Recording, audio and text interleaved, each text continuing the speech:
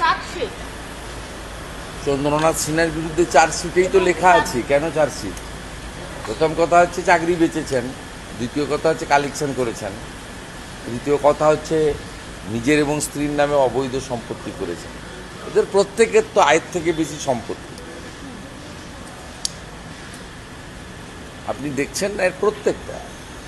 এই রাজ্যের মুখ্যমন্ত্রী নিজে দুর্নীতিগ্রস্ত এবং তার যে পুরো র্যাকেট, তার পরিবারের লোক থেকে শুরু করে সকলেই আয়ের থেকে বেশি সম্পত্তি। শেষ পর্যন্ত শাস্তি হবে, মানে বারবার এই ডাকা ডাকি? কোথায় টাকা রাখবে?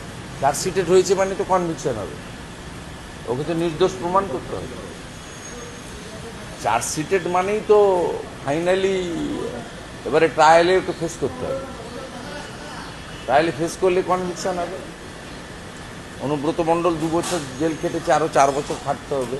ওই ধারাতে তো 6 বছরের জেল আছে। গতকাল মোদি আসলেন, এই রাজ্যে আসলেন, এবং যে সময়টা আসলে ওটা অত্যন্ত গুরুত্বপূর্ণ। একদিকে নেপাল অত্যন্ত বাংলাদেশের পরিবর্তন হয়েছে, এবার কি তাহলে উত্তর পূর্বে কোনো একটা বড় ঘটনা? না, এগুলো নিয়ে এক্সটার্নাল অ্যাফেয়ার্স নিয়ে বলার দায়িত্ব আমার নয়, আমাদের উচিত নয়। দেশে খুব শক্তিশালী প্রধানমন্ত্রী আছেন, ওনার উপর আস্থা রাখুন। আর এই আমাদের দেশের সামরিক মিটিং বা এই এক্সটার্নাল সিকিউরিটি অ্যাফেয়ার্সের মিটিং, এসব নিয়ে মন্তব্য করা বা আমাদের ঢোকা উচিত নয়। আপনি গতকাল অমিত শাহর সঙ্গে দেখা করলেন, এক্স হ্যান্ডেলেও পোস্ট করেছেন। আপনি যে কতগুলো পুজোর উদ্বোধন করবেন বা কিছু কি ঠিক আছে? সে পার্টি এবং আয়োজকরা করবে, প্রচুর নিমন্ত্রণ করেছে সেখানে, প্রচুর জায়গা থেকেই সবাই চাইছে। অমিত শাহজিকে চাইছে, নাড্ডাজিকে চাইছে, অনেকে প্রধানমন্ত্রীকেও চাইছে, এবং আমাদেরও তো অসংখ্য ডাক এসেছে। আপনার সঙ্গে বেশ কিছুক্ষণ অনেকক্ষণ কথা হয়েছে, মানে রাজনৈতিক এরাজ্যে যেটুকু বলার সোশ্যাল মিডিয়ায় বলেছি, বাকিটা আপনাদের জন্য নয়। নিশ্চিতভাবে 6 মাস পরে পশ্চিমবঙ্গে নির্বাচন আছে। উনি দেশের বড় নেতা এবং উনি মনে প্রাণে চান ডক্টর শ্যামাপ্রসাদ মুখার্জি যে বাঙালি এই দল প্রতিষ্ঠা করার পিছনে ছিলেন, মানে জনসংঘ থেকে ভারতীয় জনতা পার্টি, সেই ডক্টর শ্যামাপ্রসাদ মুখার্জির মাটিতে যতক্ষণ না পদ্ম ফুটছে, 20টা 21টা 25টা যত রাজ্য হোক না কেন, বৃত্ত সম্পূর্ণ হয় না। স্বাভাবিকভাবে প্রত্যেকেই, রাষ্ট্রীয় নেতারা প্রত্যেকেই ইন্টারেস্টেড যে 3 থেকে যদি 77 হয়, 77 থেকে কেন 177 হবে না। যদি বিজেপির 10% ভোট বাড়তে বাড়তে 39-40%-এ গিয়ে দাঁড়ায়, তো 40% ভোটটা কেন 45% করা যাবে? এটা তো স্বাভাবিকভাবেই সকলেই ইন্টারেস্টেড, যেটা তো বাইরে বলার জন্য নয়। মমতা ব্যানার্জিকে যেতে হবে 26, এইটুকু আমি আপনাকে বলে দিলাম। কোনো শক্তি নেই ওনাকে এই নির্বাচনে রক্ষা করে। গণতন্ত্রে জনতা জনার্দন শেষ কথা। আপনি ব্যক্তিগতভাবে বুম ছাড়া, ক্যামেরা ছাড়া, সাংবাদিক পরিচয় ছাড়া আপনি রাস্তাঘাটে বাজারে ডেকে 10টা সাধারণ প্রান্তিক মানুষকে জিজ্ঞেস করুন, যারা লুক বদল করেছে তাদের নয়। পশ্চিমবাংলায় একটা প্যান্টকে 3 বার সেলাই করে পরে এরকম যুবকের সংখ্যা কিন্তু অনেক, ক্রোড়স।